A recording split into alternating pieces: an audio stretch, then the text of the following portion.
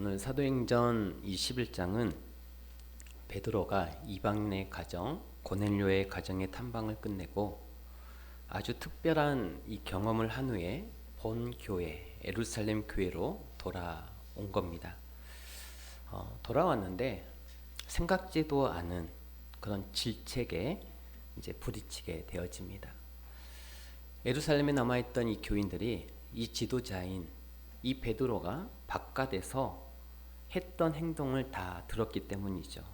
그리고 이 교인들이 벼르고 있었습니다. 마치 이런 거죠. 만약에 제가 어떤 나라에 가서 선교를 하고 돌아왔는데 본 교회에서 성도들이 어떤 무슨 얘기를 듣고 뭔가 마음이 마땅치가 않은 거예요. 어디 목사님 한번 귀국하면 좀 두고 보자. 그리고 벼르고 있던 마치 그런 식인 거죠. 이제 예루살렘으로 베드로가 돌아왔습니다. 왔는데 같이 갔던 무리와 함께 도착을 한 것입니다. 도착을 하자마자 유대인들이 막 힐난을 퍼부어요. 그 힐난의 내용은 두 가지입니다. 어떻게 그럴 수가 있습니까? 당신과 우리는 정통 유대인인데 어떻게 이방인의 집에 들어갈 수가 있으며 게다가 그 집에 들어간 것뿐만 아니라 그들과 함께 식사를 하다니, 이건 우리 계명에 완전히 위배되고 어긋난 일인데 어떻게 지도자인 당신이 이런 율법을 깨고 금기 상황을 지키지 않을 수가 있습니까? 하고 비난을 막 퍼붓는 겁니다. 여러분, 이게 오늘 보면 1절에서 3절까지 내용이에요. 우리 1절에서 3절까지의 내용 제가 좀 읽어드릴게요. 유대에 있는 사도들과 형제들 이방인들도 하나님의 말씀을 받았다함을 들었더니 베드로가 예루살렘에 올라갔을 때 할례자들이 비난하여, 여기 할례자들이라고 하는 말은 바로 유대인들을 총칭하는 그런 용어입니다. 유대인들은 다 할례를 받죠. 유대인들이 하는 얘기예요. 유대인들이 비난하니 그 말인데 이르되 내가 무할례의 집에 들어가 함께 먹었다 하니, 여기 무할례라고 하는 것은 이방인을 말하겠죠. 이방인의 그 집에 들어가서 식사를 같이 했고 먹었다 하니, 이렇게 비난을 하는 겁니다. 그러자 베드로가 4절에서 17절까지 이제 자기의 변명을 하게 되어지는데요. 그게 아니다. 여러분, 내 말 좀 들어 보십시오. 응? 무조건 비난만 할 게 아니라 내가 예루살렘의 지도자였는데 그런 터부를 깨고 금기 상황을 깰 때에는 좀 그럴 만한 이유가 있지 않았겠습니까? 무조건 소리 지르고 야단치고 비난하지 말고 내 말을 좀 들어보십시오. 그래서 이제 자기의 변증을 하게 되어집니다. 그리고 그 변증을 통해서 그 얘기를 들은 이 유대인들이, 교인들이 듣고 18절에 보니까 우리 한번 같이 읽을까요? 그들이 이 말을 듣고 잠잠하여 하나님께 영광을 돌려 이르되, 자, 하나님께서 이 이방인에게도 생명을 얻는 해결을 주셨다라고 이렇게 이제 고백하고 있죠. 자, 베드로가 하여간 기가 막히게 설명을 잘했는지 또 얘기를 잘했는지 모르겠지만 그 막 드세게 공격하던 이 예루살렘의 성도들이 베드로의 이 설명을 쫙 듣고 나서는 얌전해졌을 뿐만 아니라 베드로의 내용에 동의를 하고 심지어는 하나님께 뭘 돌렸다? 영광을 돌렸다라고 말씀하고 있어요. 그런데 여러분, 지금 베드로가 하고 돌아온 일은 어느 정도 유대인들에게 충격적인 일이었는가 하면, 얼마나 충격적인 일인가 하면, 예를 들어서 제가, 남목사가 주일날 어디 절에 가서 설법을 했다, 이 정도 이상의 충격적인 일이었습니다. 실제로 그 당시에. 또 반대로 주일날 주부를 보니까 설교 시간에 강사가 와서 설교를 하는데 어디 절의 주지 스님이 설교를 하게 되어 있다, 이 정도로 충격적인 사건이 유대인들이 이방인의 집에 들어가서 같이 식사하는 그런 일이었습니다. 여러분, 제가 절에 가서 설법을 했다, 이게 용납이 되겠습니까? 말이 안 되는 거죠. 여기 카톨릭 신부가 와서 설교를 해도 정말 여러분들 가운데는 충격을 받으실 분들이 많이 있을 텐데, 제가 그렇게 하겠다는 얘기가 아니라, 예를 들어서 어디 절 주지가 와가지고 또 제가 어떤 절에 가가지고 주일날 설법을 했다. 그러면 여러분들이 뭐 그럴 수도 있겠지 하면서 이해가 되겠냐 그 말이에요. 지금 베드로가 이방인의 집에 들어가서 설교를 하고 그들과 식사를 한 것은 그 이상의 문화적인 충격입니다. 종교적인 충격이에요. 그런데 도대체 무슨 얘기를 했길래 그런 충격 속에서도 쫙 설명을 하니까 감탄을 했을 뿐만 아니라 베드로에게 동의가 되어지고 나아가서는 하나님께 영광을 돌렸다. 우리가 무슨 얘기를 했나 한번 살펴볼까요? 5절을 한번 보도록 하겠습니다. 5절에서 9절까지 우리 한번 같이 쭉 읽을까요? 이르되 욥바 시에서 기도할 때 황홀한 중에 환상을 보니 큰 보자기 같은 그릇이 내 귀에 매어 하늘로부터 내림에 내 앞에까지 드리워지거늘 이것을 주목하여 보니 땅에 내 발 가진 것과 들짐승과 기는 것과 공중에 나는 것들이 보이더라. 또 들으니 소리 있어 내게 이르되 베드로야 일어나 잡아 먹으라 하거늘 내가 이르되 주님 그럴 수 없나이다. 속되거나 깨끗하지 아니한 것은 결코 내 입에 들어간 일이 없나이다 하니 또 하늘로부터 두 번째 소리 있어 내게 이르되 하나님이 깨끗하게 하신 것을 내가 속되다고 하지 말라 하더라. 자, 베드로가 이제 설명을 하다가 첫 번째 설명이 뭐냐면 자기가 본 환상의 내용이었어요. 이 환상은 하나님의 신적인 간섭이었거든요. 그런데 그 환상의 내용이 뭐냐면 이 환상이 베드로가 겪은 이 환상이 한 3번 나오죠. 저번 주에 우리가 말씀을 들은 것처럼 지금 이 보자기 이야기가 나오는 하늘로부터 보자기 같은 그릇이 쭉 내려와서 그 안을 들여다보니까 그 안에는 부정한 짐승들이 있는 거예요. 이어서 음성이 들려오는데 이 짐승들을 잡아먹으라 라는 음성이 들려온 거죠. 그러니까 베드로가 뭐라고 해요? 나는 속되거나 더러운 짐승들을 먹지 않습니다. 입에 댄 적이 없습니다. 이 말은 내가 지금까지 율법을 나름대로 잘 지켜왔습니다 라고 하는 그런 얘기거든요. 그러자 두 번째 소리가 있어. 두 번째 소리가 이제 나오죠. 베드로야 내가 깨끗하다라고 하는데 내가 무슨 기준과 근거로 속되다 더럽다 라고 그런 말을 하느냐. 먹어라 라고 다시 한번 환상을 통해서 언급합니다. 이게 환상의 전부의 내용이에요. 여기서 부정한 것, 깨끗한 것에 베드로가 생각한 기준이 뭘 상징하는가를 우리가 좀 잘 이해를 하셔야 되는데 보자기 안에 부정한 것이 있었어요. 그거는 유대인들이 또 베드로가 볼 때의 기준이었습니다. 그러면 유대인들이 부정한 존재를 말할 때는 그 짐승 속에 담긴 상징은 뭘까요? 부정한 것은 누구를 가리키고 있습니까? 이방인들을 말합니다. 이방인들이 환상을 이제 고넬료 집에 보내기 전에 이 베드로가 고넬료 집에 가기 전에 이 환상을 하나님께서 베드로에게 보여줍니다. 이때까지만 해도 유대인들은 죽었다 깨어나도 자기네들이 틀렸을 거라고 생각을 한 적도 없었고 더군다나 나아가서 우리는 아브라함의 자손이기 때문에 혈통적으로 그 자손이면 구원을 받는다라고 하는 그 구원관이 그들에게 있었단 말이죠. 잘못된 구원관이 있었어요.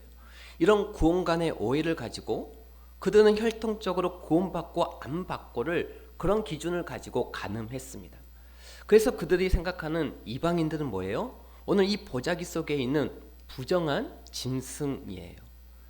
여러분 그러면 이 하늘에서 내려진 이 보자기의 짐승들은 오늘날 우리에게 무엇을 상징할까요? 이것은 베드로가 더럽다고 못 먹겠다라고 하는 그 짐승임에도 불구하고 베드로 보고 하나님께서 뭐라 그랬다고요? 내가 깨끗하다라고 하는데 네가 무슨 근거로 더럽고 부정하다라고 그런 잣대를 들이대느냐. 먹어라 라는 겁니다. 하나님이 볼 때는 그 보자기 안에 있는 짐승들이 깨끗하다라고 인정을 했어요. 창조주 하나님이 보실 때에는 그러면 이 보자기와 이 보자기 안의 광경은 도대체 오늘날 우리에게 뭘 설명할까요? 여러분 이 보자기는 확장될 하나님의 교회를 이렇게 그림으로 설명하는 것입니다. 이때까지는 구원이 누구에게만 전파되었습니까? 유대인들에게만 전파되었어요, 이 구원이. 그런데 이제 이 하늘의 보자기를 내려주는 환상을 통해서 그 안에 베드로가 생각하는 이 부정한 짐승을 보임으로써 하나님이 그 편견과 잘못된 생각을 깨트려 가시면서 내가 깨끗하다고 인정했다라고 하는 그 말은 앞으로 이 유대인들의 경계를 넘어서 온 땅까지 확장되고 번져갈 하나님의 교회를 상징하는 것이 이 보자기입니다. 새로 태어날 이방인까지 포함된 교회를 이 보자기의 그림을 통해 우리에게 설명하고 있는 것입니다. 이것이 고넬료의 집에 가기 전에 베드로에게 보였던 하나님의 1차적인 환상이었어요. 그렇다면 10절을 보시면 우리 10절을 보시면 이런 일이 3번 있은 후에 모든 것이 다시 하늘로 끌려 올라가더라. 마침 세 사람이 내가 유숙한 집에 서 있으니 가이사랴에서 내게로 보낸 사람이라. 자, 이게 누가 보낸 사람입니까? 이 세 사람은 고넬료가 가이사랴에 살고 있는 이 고넬료가 역시 자기 집에서 기도하던 중에 환상을 보고 하나님의 영의 지시를 따라 저 요바에 내려가면 지금 베드로와 간 사람이 기도하고 있을 텐데 그 베드로에게 빨리 사람을 보내서 청해라, 데리고 와라, 그리고 하나님의 말씀을 들어라. 그래서 고넬료가 종 세 사람을 베드로에게 보내게 되어집니다. 바로 이 세 사람이 그 세 사람이에요. 11절 보시면 마침 세 사람이 내가 유숙한 집에 서 있으니 가이사랴에서 내게로 보낸 사람이라. 12절 성령이 내게 명하사 아무 의심 말고 함께 가라 하심에 이 6 형제도 나와 함께 가서 그 사람의 집에 들어가니. 자, 그런데 여기 몇 사람이 몇 명이 나옵니까? 12절에 보니까 몇 사람이 나와요? 6명이라고 하잖아요. 6명이 나오죠. 6명. 근데 11절에는 몇 명이 있었어요? 3사람이 있었어요. 그럼 몇 명이 더해진 겁니까? 3사람이 더해진 거죠. 이게 이제 어떻게 된 사연인가 하면 이 수가 왜 여기 이렇게 표현되었고 기록되었고 이 수가 왜 우리에게 중요하냐 하면 너무 중요합니다. 다시 이제 고넬료 집으로 다시 가십시다. 고넬료가 경건한 사람이라 기도하는 중에 환상을 보게 되어집니다. 빨리 저 요바에 있는 베드로를 사람을 보내서 청해오라. 그래서 부하셋을 보냈어요.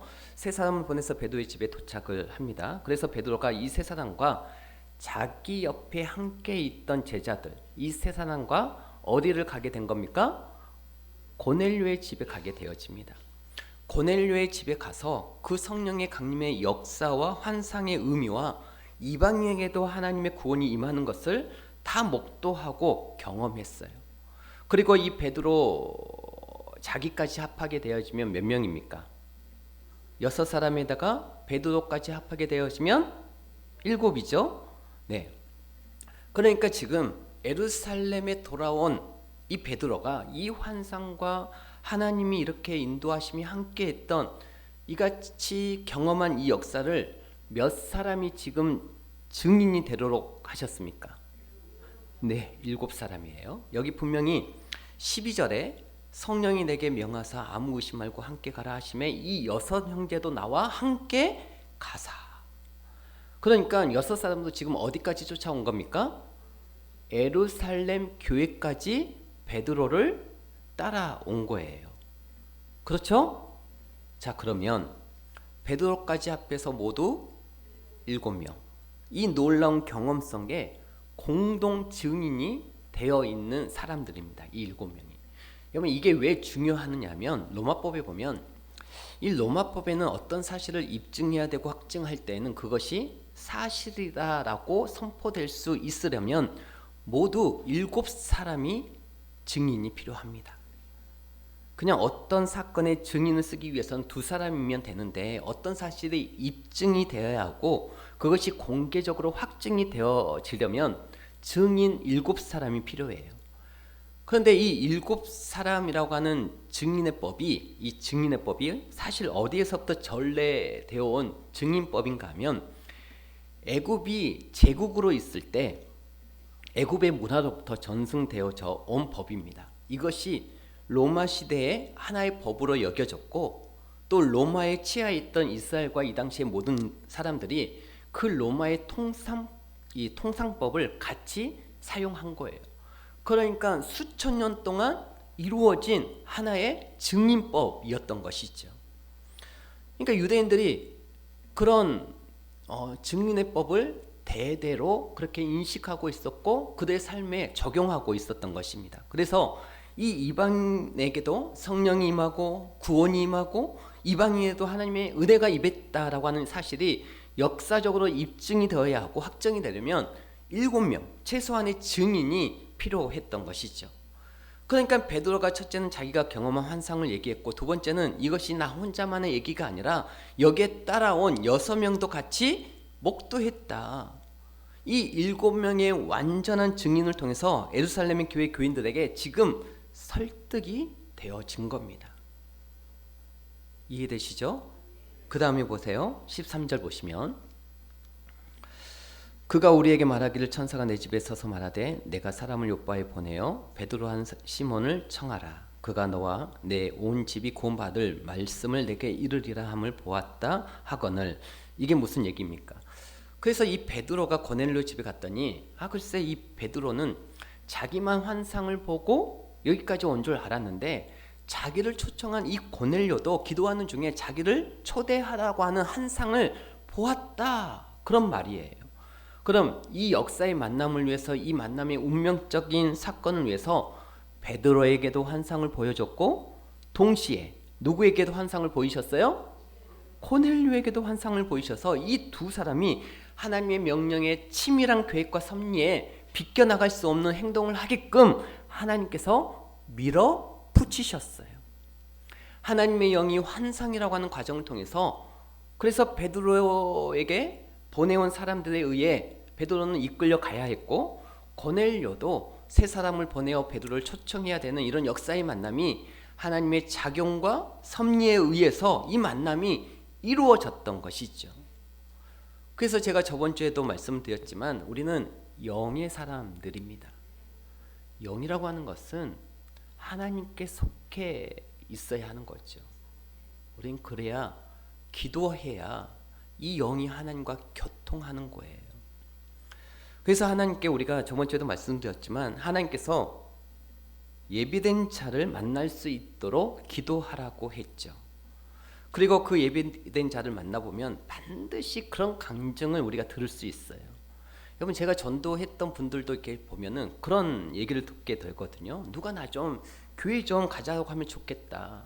그런 마음이 들었을 때 집사님이 권사님이 장로님이 이처럼 이렇게 만나게 하셨어요. 그런 경우를 겪어봅니까? 안 겪어봅니까? 전도를 안 하니. 그래 이 고넬료도 도착해 보니까 자기도 환상 때문에 나를 초청했다라고 하더라. 그 얘기를 이제 베드로가 하는 것이죠. 그래 우리는 기도라고 하는 이 통로를 통해서 하나님의 역사, 하나님의 일하심을 경험하는 것입니다. 기도하지 않으면요 우리의 믿음이 경험되어지지 않아요. 우리의 삶에 하나님의 역사를 경험할 수 없는 겁니다. 그러면서 베드로가 하는 말이 이것이 우연히 되어진 일입니까? 이렇게 설명을 한 다음에 결정적으로 베드로가 무슨 증거를 하느냐 하면 15절 보십시오. 그래서 이 베드로가 고넬료의 집에 도착해서 15절에 보면 내가 말을 시작할 때, 이 말은 설교를 시작할 때 성령이 그들에게 임하시기를 처음 우리에게 하신 것 같이 하는지라. 그래 내가 막 설교를 시작하려고 하는데 하나님께서 그들의 심령과 눈을 여시려고 성령이 임하기 시작했다라는 것입니다. 이방인인데 성령이 임하기를 어떻게 했다고요? 처음 우리에게 하신 것과 같이 하는지라. 자, 처음 우리에게 하신 것이 무슨 사건입니까? 네, 유대인들에게 처음 성령이 공개적으로 임했던 사건이 어떤 사건이에요? 오순절 다락방 사건이에요. 오순절에 그 다락방에서 마가의 다락방에서 120명의 성도들이 각각 자기의 말로 베드로의 설교를 알아들었던 것처럼 사도들의 설교를 알아들었던 것처럼 그렇게 성령이 임하시는데 마치 우리가 처음에 그렇게 역사하신 것과 같이 내가 설교할 때 고넬료의 집에도 그와 같은 성령이 임했다라는 그런 말이에요. 여러분, 이게 뭡니까? 마가다락방에 임했던 오순절 성령 강림은 유대인의 공동체에 임했던 사건이고, 또 그와 똑같은 지금 고넬료의 이방 땅의 최초의 공개적인 이 성령 강림의 사건은 이방인에게 임했던 성령 강림의 사건이에요. 이 성령님은 다른 성령님입니까? 아니요. 그런데 보세요. 똑같은 성령인데 16절에 그렇게 성령이 임하는 가운데 베드로가 말씀을 증거하는 가운데 뭐가 생각났느냐 하면, 이게 이제 오늘 설교의 결론이고 가장 중요한 키가 바로 이 16절의 말씀입니다. 뭐가 생각났는가 하면, 우리 한번 같이 읽을까요? 내가 주의 말씀에 요한은 물로 세례를 베풀었으나 너희는 성령으로 세례를 받으리라 하신 것이 생각났노라. 베드로가 고넬료의 집에서 설교를 하는데 이 말씀이 생각이 났다라는 거예요.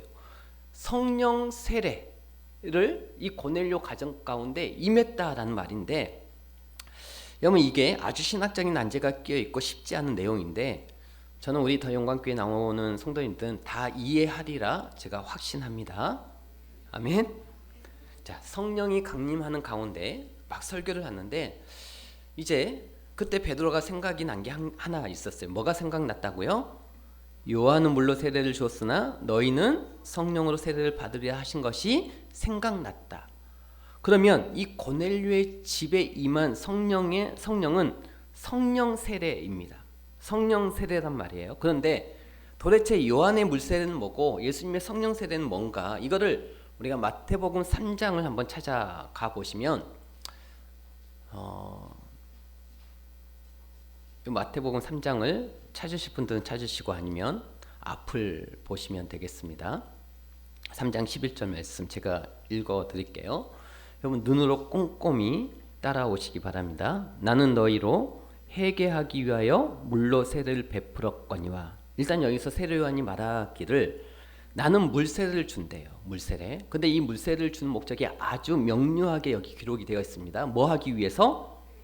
회개케 하기 위해서 물세례를 준다. 이게 무슨 얘기가 됩니까?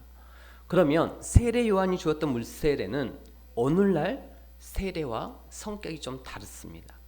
세례 요한은 이 물세례를 누구에게 줬습니까? 유대인들에게만 줬습니다. 그게 무슨 말이에요? 유대인들에게만 왜 물세례를 줄까요? 뭐하게 하기 위해서? 회개케 하기 위해서. 이 말은 아까도 말씀을 드렸지만 이때까지만 해도 이 유대인들은 내가 유대인이기 때문에 나는 아브라함의 조상이고 혈통적으로 뭐를 받은 사람이다? 택함 받고 구원받은 사람이다. 죽었다 깨어나도 죄인이라고 하는 이 생각을 전혀 갖지 못하고 있었어요. 그러니까 요한이 와서 예수님 앞서서 물세례를 준 것은 무슨 뜻이냐면, 유대인 너희들 웃기지 마라. 너희도 더러운 죄인으로서 물로 씻음을 받아야 할 회개를 해야 구원받는 존재라고 하는 의미로 무슨 세례를 줬다고요? 물세례를 줬다고요. 이해가 되십니까? 아브라함의 자손이라고 해서 하나님의 백성이 되는 게 아니라라는 말이에요. 이것을 오늘날로 표현을 하자면 우리가 교회를 다닌다라고 해서 구원을 받는 게 아니라라는 거예요. 마찬가지로 저와 여러분들도 구원이 필요한 죄인입니다. 즉 물로 씻음을 받아서 회개해야 진정한 우리의 가슴 속에서 하나님을 만난 그 회개가 있어야 구원이 임한다. 이런 의미로서 물세례를 준 거라고요. 그런데 다음 보세요. 내 뒤에 오시는 이는 나보다 능력이 많으신 나는 그의 신을 들기도 감당하지 못하겠노라. 그는 성령과 불로 너희에게 세례를 베푸실 것이요. 자, 내 뒤에 오시는 이는 누구를 가리킵니까? 네, 예수 그리스도. 그들이 그토록 고대하고 역사적으로 기다려왔던 이 메시아. 그 메시아는 나보다 능력이 많으시니 나는 그의 신을 들기도 감당하지 못하겠노라. 그러면 이제 이 예수님은 뭘로 세례를 줘요? 성령과 불로 너희에게 세례를 주실 것이다. 자, 여기에서 무슨 세례가 나와요? 예수님의 세례는 어떤 세례? 성령 세례. 그런데 여기 한 가지 붙어 있는 게 있죠. 성령과 불. 그러니까 우리가 이제 보통 이제 여기서 불 그랬으니까 우리가 성령 받으면 불로 막 충만하게 이런 불을 생각하는데 이런 얘기가 아니에요. 물론 오순절 다락방에 마가의 다락방에 성령이 임할 때 불의 혀같이 갈라진 현상이 있었어요. 그런 광경이 있었어요. 그러나 오늘 우리가 성경을 읽을 때에는 여러분이 여기에 똑같은 단어와 저쪽에 똑같은 단어가 있다 할지라도 문맥과 어떤 문맥에 따라서 개념과 의미가 달라진다라고 하는 것을 아셔야 되는데 자, 저를 보시면 여기 예수님의 성령 세례라고 하는 것은 우리 가운데 오셔서 우리에게 1차적으로 하시는 고유 역할이 뭡니까? 성령이 우리 가운데 오셔서 하시는 1차적인 역할이 뭐예요? 우리의 무지한 지혜를 깨닫게 하시고 어두운 눈을 열게 하셔서 예수 그리스도를 구주로 보게 하는 역할을 누가 합니까? 성령이 하십니다. 그래서 성령이 내게 임했다라고 하는 것은 내가 구원받은 존재라고 하는 것을 알게 하셨다라고 하는 뜻이에요. 다시 말해서 여러분이 이 휴일날 여기까지 올 수 있었던 것도 절대 영적으로 살아있지 않으면 여기까지 올 수가 없어요. 그러니까 여러분들이 성령이 내주하고 있다라고 하는 증거가 뭡니까? 내가 예수 그리스도를 주로 고백하고 있는 게 성령이 여러분들과 함께 있다라고 하는 증거예요. 그래서 고린도전서 12장 3절을 보면 그러므로 내가 너에게 알리노니 하나님의 영으로 말하는 자는 누구든지 예수를 저주할 자라 하지 아니하시고 또 성령으로 아니하고는 누구든지 예수를 주시라 할 수 없느니라. 누구든지 뭐로 아니하고는 성령으로 아니하고는 누구든지 예수를 주시라 할 수 없느니라. 누구든지 뭐로 아니하고는 성령으로 아니하고는 성령으로 말미암지 않고는 그리스도를 주라 나의 주니다 나의 하나님이라 시인할 자가 없다. 그러니까 내가 득도를 해서 뭔가 열심을 해서 또 깨달아서 설교를 듣다가 이해를 좀 해갖고 예수를 구주로 고백하는 게 아니라 이게 누구의 역사예요? 성령의 역사란 말이에요. 여러분 뭐 묵상이라든가 설교라든가 봉사라든가 이것은 성령을 촉청하는 수단인 것이지 믿음은 성령이 우리 가운데 내주하심으로 내 어두운 지혜가 살아나고 죽었던 영이 살아나고 그래서 예수 그리스도를 구주로 알게 되어지는 것입니다. 그런데 성령과 함께 뒤에 붙은 이 불은 뭐냐라는 것이죠. 이 불은 다시 우리가 마태복음 3장 12절을 보시면 이렇게 소개되고 해석되고 있습니다. 12절 보시면 손에 키를 들고 자기의 타작마당을 정하게 하사 알곡은 모아 곡간에 들이고 축정이는 꺼지지 않는 어디에? 불에 태우시리라. 자, 성령과 불의 기능이 다르단 말이에요. 여기서 성령은 무슨 기능이에요? 우리를 예수 그리스도가 내 구주라고 하는 이 사실을 깨닫게 하는 역할과 그런 기능이라면 이 불은 그리스도께 붙어있지 않은 자에게 뭐예요? 심판의 역할을 한단 말이에요. 마지막 날에 알곡은 곡간에 들어가고 쭉정이는 키즈를 내서 어디에 태운다? 불에 태운다. 그러니까 여기에 등장하는 불은 성령의 불의 혀같이 갈라지는 그런 불을 말하는 게 아니고 무슨 불이에요? 심판의 불을 말한단 말이에요. 심판의 불 믿습니까? 우리 다시 본문으로 돌아가세요. 아휴, 저 목사님 뭔데 저렇게 열을 내고 난리인가 그러지 마시고 안타까워서 그래요. 안타까워서. 자, 성경을 보시면 사도행전 11장 16절을 다시 보시면 내가 주의 말씀에 요한은 물로 세례를 베풀었으나 너희는 성령으로 세례를 받으리라 하신 것이 생각나노라. 여러분 이 마태복음 3장 11절 12절 말씀이 생각났다라는 거예요. 그러면 이제 여기서 우리가 결론적으로 규명해야 할 작업이 하나 있는데 그게 뭐냐면 도대체 성령 세례가 우리에게 임할 때 이 고넬료의 집에 임한 성령 세례가 뭐냔 말이죠.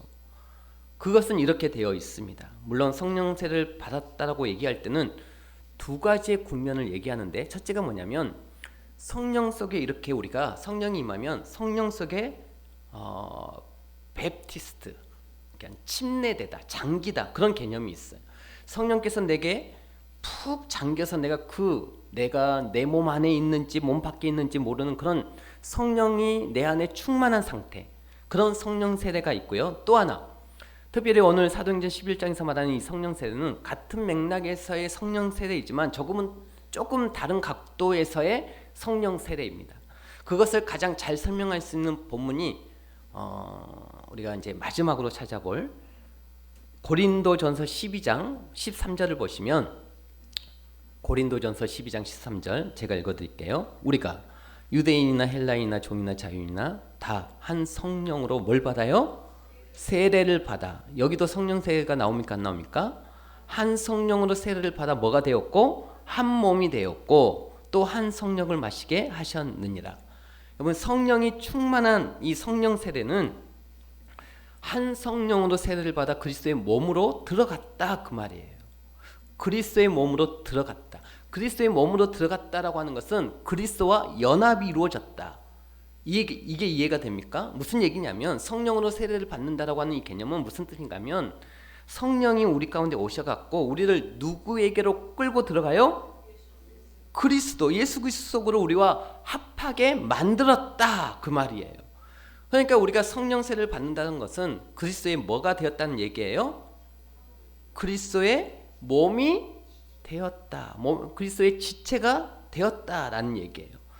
베드로를 비난하는 유대인들에게 그걸 설명하는 거예요. 이렇게 당신이 지도자로서 그럴 수가 있냐 그랬더니 베드로가 한 얘기란 말이에요. 그들에게도 성령이 임하더라. 성령 세례가 그들 가운데도 임하더라. 그 말은 그들도 그리스도의 몸으로 들어왔다. 그러니까 유대인들이 깨달았어요.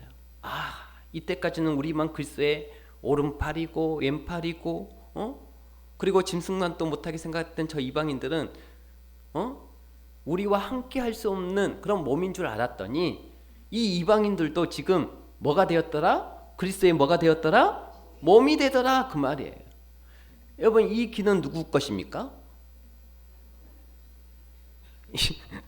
이 오른팔과 왼팔은 누구 것입니까? 네, 저 나한종이 것이에요. 이 왼팔은 다른 사람인 거고 이 오른팔은 나한종인 거고, 그런 거 아니에요. 그게 아니라 이 팔도 이 귀도 누구의 몸에 붙어 있는 것입니까? 네, 나한종의 몸이고 나한종의 지체이고. 그래서 유대인들이 그렇구나, 이방인들도 그리스도의 한 지체이고 몸이구나, 그들과 우리가 한 몸이구나. 여기서 지각의 대변동에 가까운 발상전환이 이루어진 그런 상황이 된 거예요. 그러니까 모두가 하나님께 영광을 돌리게 된 그런 현장이 되어진 것이죠. 여기서 강조하는 성령 세례의 의미는 그리스도의 몸을 강조하는 겁니다. 우리가 그리스도의 몸이다. 바로 그것이 고넬료의 집에 보내기 전에 베드로에게 보이셨던 이 보자기 속의 새로운 교회의 모습인 것입니다. 부정한 것들도 하나님께서 깨끗하다고 했는데, 내가 뭔데 부정하다, 더럽다, 못 먹는다 그렇게 말하느냐. 우리가 여기서 오늘 결론적으로 이해하실 것은 이겁니다. 우리가 성령 세례 받았다라고 하면, 이상하게 한국 교회는 이 성령 세례가 자꾸 신비와 초월의 능력과 사건으로 우리 가운데 인식이 그렇게 들어와 있단 말이죠. 왜 너 성령 세례 받았어? 나 그거 아직 못 받았는데. 그거 못 받고 말이지, 나는 초등학교 때 경험했는데. 이게 마치 무슨 자기의 신분을 드러내는 꼴값이 되어져요. 꼴값 성령 세례. 그러고는 여러분, 그러라고 주는 겁니까? 아니잖아요. 성령 세례를 경험하는 그 사건만 만지작거리지 말고 우리가 어디로 들어가야 돼요? 그리스도의 몸. 사건이 갖는 가치와 내용과 의미로 들어가야죠. 그러면 이 성령 세례가 갖는 가치와 의미와 내용이 뭡니까? 이 그리스도의 몸. 여러분들이 오늘 이 말씀을 들으면서 오늘 또 이 공동체 속에, 그리고 가까이 있는 내 가족 속에 아직도 그리스도의 몸으로 극복해야 할 사람이 있는데, 몸으로까지 다가오지 않는 내가 극복해야 할 사람들, 그런 공동체의 지체가 누구인가를 우리가 곰곰이 생각해 보셔야 합니다. 가까이 있는 부부끼리 왜 만나게 해주셨는지, 부부를 한 몸이라고 하잖아요. 이걸 연습하라고 만나게 해주신 것이고, 가족이라는 것을 왜 묶어 놓으셨어요? 한 몸. 이걸 연습하라고 가족으로 우리에게 묶어 놓으신 거예요. 그래서 가족은 이 사이에 우리가 얼마나 안정장치가 되는 줄 몰라요. 그리고 좋은 훈련의 장소가 됐는지를 모릅니다. 여러분 혼자 살면 좋죠. 누가 나를 건들기를 해, 누가 나가라고 하나, 들어오라고 하나, 그러나 그게 좋은 겁니까? 그게 좋은 거예요? 여러분 함께 할 때 이 함께라고 하는 그걸 우리에게 연습의 현장으로 준 거란 말이죠. 여러분들이 자꾸 성령 세례 같은 거를 자꾸 어떤 사건으로 만나려고 하지 마시고, 여러분들의 수단과 목적으로 그것을 자꾸 바꾸려고 하지 마시고, 내가 성령 세례를 받고 불 받아야 이번에 우리 남편이 회사에서 진급도 하는데, 이번에 계약이 성사되는데, 그럼 성경 어디에 성령 세례가 그런 걸 약속하고 있습니까? 전혀 그런 말은 없습니다. 그래, 우리는 이 성령 세례라고 하는 사건을 통해서 우리는 뭘로 들어가야 돼요? 의미로 들어가야 되고 가치로 들어가야 되고 내용으로 들어가야 된단 말이에요. 그 내용이 뭐예요? 그리스도의 몸으로 만나고 있느냐. 여러분 우리가 이 공동체 안에서 우리가 그리스도의 지체로 그리스도의 몸으로 만나고 있느냐. 우리가 이 좁은 공간에 와서 오전 예배에서 오후 예배까지 우리가 예배를 드리지만 정말 가까이에 있는 가정에서부터 내가 그리스도의 지체로 만나야 됨에도 불구하고 극복하는 못하는 인생들이 있는가. 우리가 그것을 겸허히 가슴에 담고 온 다시 한번 이 자리에 여러분들이 성령 세례를 통해서 그리스도의 지체가 되는 그런 성령 세례의 연습이 정말 여러분들의 삶 가운데 이루어지시기를 주의 이름으로 축복합니다. 하나님께서 우리 가운데 성령 세례를 주셨을 때 내가 그리스도의 몸이 되었다. 그리스도께서 우리 가운데 어떤 삶을 사셨는가. 나같이 부족하고 악하고 정말 그런 죄인까지도 나를 사랑하셔서 나를 이끄셔서 그리스도의 몸이 되게 하신 것처럼, 여러분 우리 가운데 내가 그리스도의 몸으로서 이제 그리스도께서 우리 가운데 그리스도의 생각과 마음을 우리의 삶을 통해서 드러내야 하는데, 내가 그리스도의 지체로서 그런 삶을 살아가고 있는가. 여러분 그런 의미가 우리 가운데 다가오는 그런 은혜의 시간이 되어지시기를 주의 이름으로 축복합니다.